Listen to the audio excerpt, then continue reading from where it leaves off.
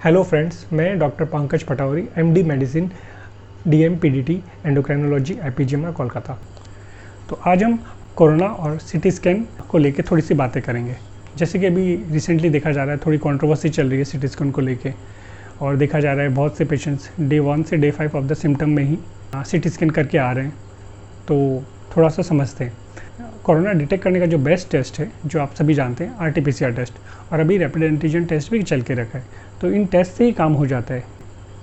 Day 1 से day 5 में आप मॉनिटर करते हो, आप होम आइसोलेशन में रहते हो, आप अपने आप को मॉनिटर करते हो। आप देखते हो आपका अगर रेस्पिरेटरी रेट मोर देन 24 जाता है, आपका सैचुरेशन अगर फॉल हो रहा होता है लेस देन 94, आपको सांस में तकलीफ होती है, या 5 दिन के बाद भी आपका फीवर परसिस्ट कर रहा है मोर देन 101 विथ टैबलेट्स, या कफ बढ़ रहा है, तब हम सोचते हैं कि आपकी डिजीज़ प्रोग्रेस कर रही है।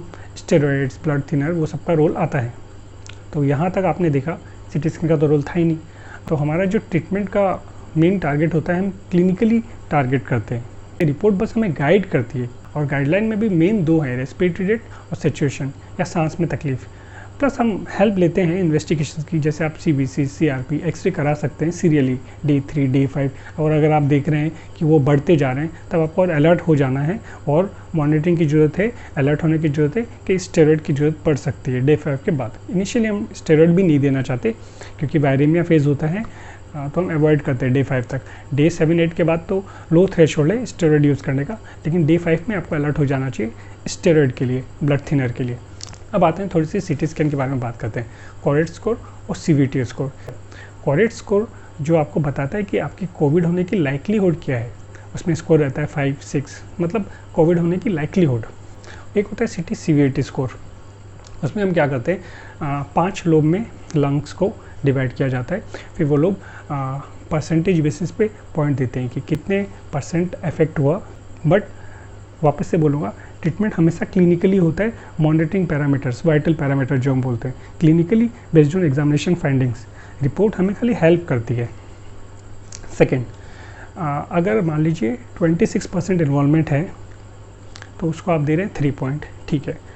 और अगर आप जैसे जानते हैं, कोरोना छोटे छोटे बैच हिसाब से भी इन्वॉल्व कर सकती है लंग को। तो मान लीजिए 5 लोब में छोटे छोटे बैच हैं, 6% इन्वॉल्वमेंट है, तो उनके आपके पॉइंट बनते हैं 10।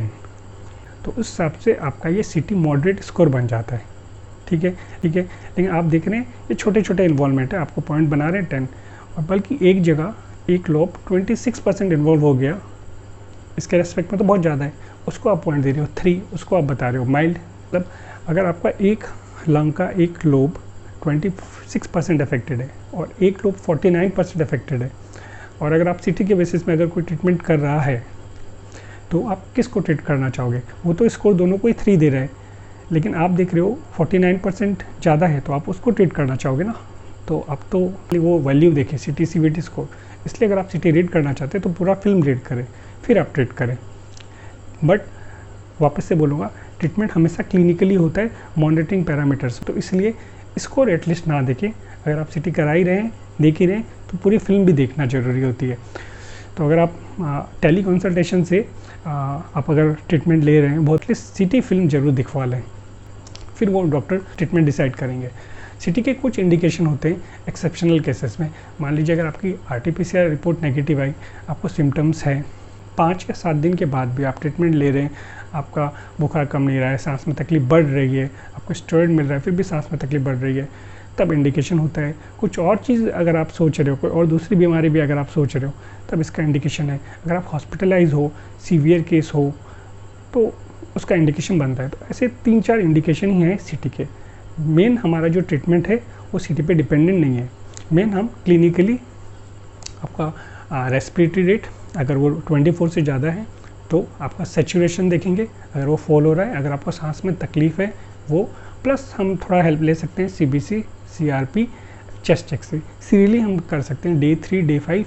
अगर आप देख रहे हो कि आपको सुधार नहीं आ रहा है, प्लस ये रिपोर्ट्स ख़राब की तरफ जा रही है, तब आप ज़रूर डे 5 में अलर्ट हो, ट्रीटमेंट स्टार्ट करें।